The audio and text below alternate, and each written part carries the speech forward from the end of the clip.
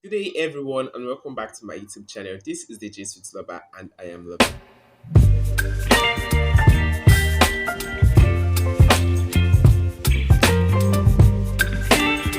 On this video, I'll be doing the review of Queen Charlotte's A Bridgerton story.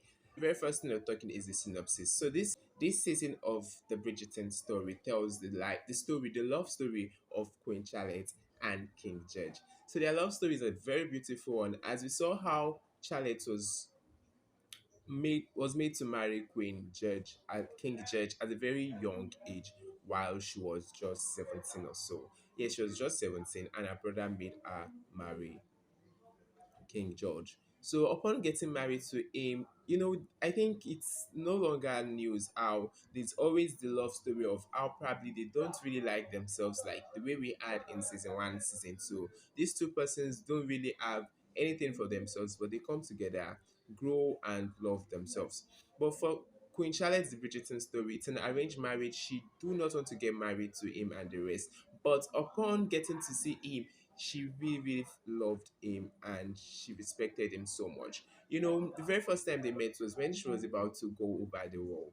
And he was like, no, he is not a troll nor a beast, but just judge. And this just actually got Charlotte to be humbled and ready to know this judge. Only for Judge not to be available for her, and not having George available and getting to meet him, know him, and the rest really, really got Charlotte crazy and the rest. But while we are being told this love story of Queen Charlotte and George, we still have the present as the old Queen Charlotte still struggling with having to deal with everything in the kingdom while she have her children, while she ensure that her children give her a heir.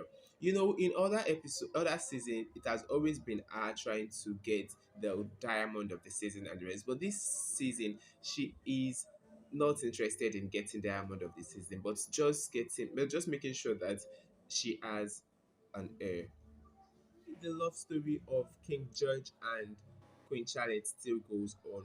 We're able to get a backdrop story of how Lady Danbury become who she is, and also Violet, which is Lady Bridgerton. Then we still had the story of what's this girl's name again? Yes, those are like this backstory which we were able to get from this prequel. And the character of Lady Danbury is a very interesting one, as she's a very powerful woman who was able to navigate her life as a marginalized family or so, and was able to ensure that they get to a better societal class, and also a struggle after the death of Lord Danbury.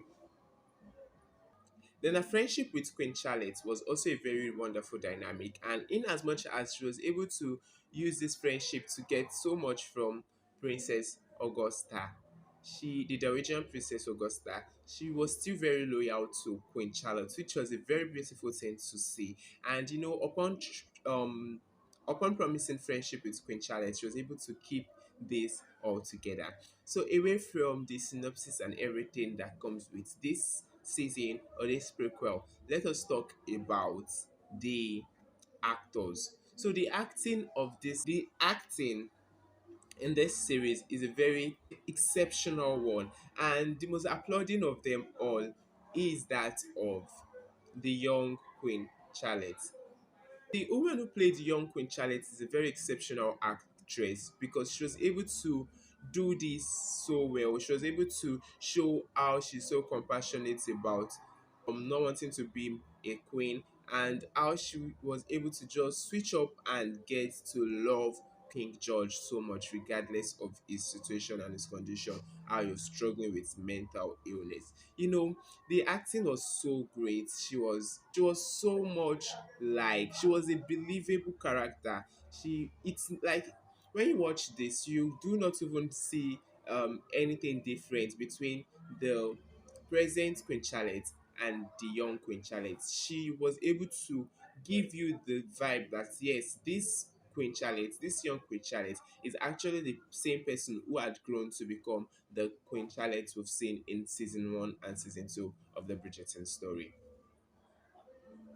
Then for young King George, Queen Charlotte and young Queen Charlotte and young King George like they have a very wonderful dynamic, and I feel they so much love themselves, and the fact that they so much love themselves is like a flaw or a reason why they had issue in their relationship, because the King George just wants to make sure Charlotte have a perfect life, make sure she had everything she needs, and he do not be a problem to her because he had this inferiority complex with what he's struggling with mentally. Moreover, for Queen Charlotte, she just wants to know him, she just wants him around and get to be loved and all of that. So there's like they have different perspective, and the way through which they are handling this were different, and they lack communication, which were able to make them come up and understand themselves. So Queen Charlotte was just able to push through to get to know all of this which he had been hiding from her.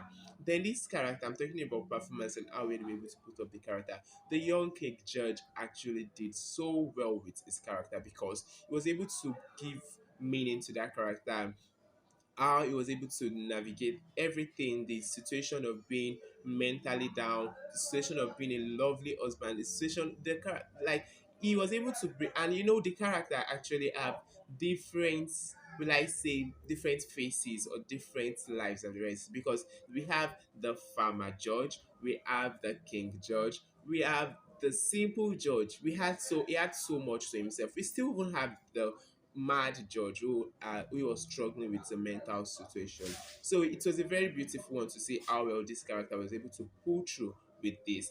Another character is young Lady Danbury. Young Lady Danbury is an exceptional woman, and she did her acting role seemed like something she was doing without stress. Yes, her performance is great, her accent, everything, like young Lady Danbury was an exceptional character, and she seemed like a very powerful woman. Then also another character which I so much really kind of like the performance is Brimsley and Reynolds. Brimsley and Reynolds are just so wonderful characters which are so much into ensuring that they do what they have to do for their lord and lady, or for the king and queen, because Reynolds was just the right hand man to the king, while Brimsley is the right hand man to the queen. But these people so much put and prioritize their king and queen. But in as much as they prioritize them, they actually have a wonderful love story which they had to live with. And I guess from what I read, they said at this century, I think this century, queer people were not open about their relationship, and so Brimsley and Reynolds had to have this their wonderful relationship in hiding. And they were able to put through with the characters how they have to struggle with not coming out openly with how they really so much love themselves and the rest. Moreover, they are still doing their job so well as right hand man to the king and right hand man to the queen. So Lady Whistledown is one character which I so much miss in this season of the Bridgerton. The Lady Whistledown is one interesting character from episode 1 and 2, and which we had Penelope played and the rest. So I so much miss those characters, like the likes of Penelope, Eloisa and the rest, because they were very, very wonderful character. But it is understandable that this prequel centers around Queen Charlotte and King George. So I will let that be. But I so much miss to see story around Lady Whistledown and Lady Whistledown doing what she knows how to do best. So now the next thing I'll be talking about is the present story and also the prequel story. That is, while we have been told the love story of King George and Queen Charlotte, we still had the story of how Queen Charlotte is being able to maneuver and deal with her life as a queen of this big kingdom. She is a very powerful, independent, and strong woman who do not actually show flaws, who do not show weaknesses and the rest. And this actually brings Lady Danbury and Lady Bridgerton to question if she do miss her husband at times. She is very powerful. She seems to be like independent. She seemed to be doing everything regardless of not having this man by her side. But is that true? No. I feel like what's her name? Queen Charlotte, the old Queen Charlotte, she actually do miss the wonderful love story she had with her husband, she had with King George. But she cannot just even let that be an issue. She had just been able to grow to understand that she have to take responsibility of this kingdom and push through with everything that comes with it. So she cannot even let. I think she had been able to understand being independent, the assignment of being independent, the assignment of doing it all had been something she has been doing for years, and she could not even let it down. Then one thing I found very confusing is about how she's always looking forward to King George's date.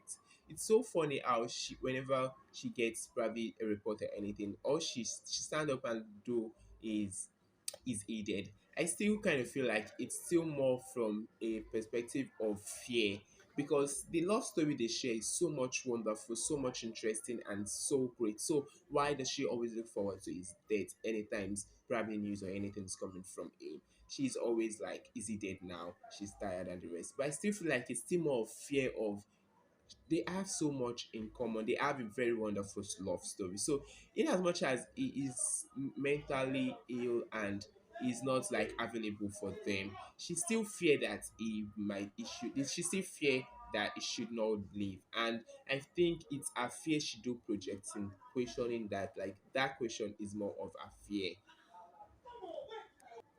So the love story of Brimsley and Reynolds is one story or love story which we never saw coming. You know, for this season or this prequel, we had Reynolds and Brimsley being a wonderful duo or a wonderful couple which have to live their life in secret.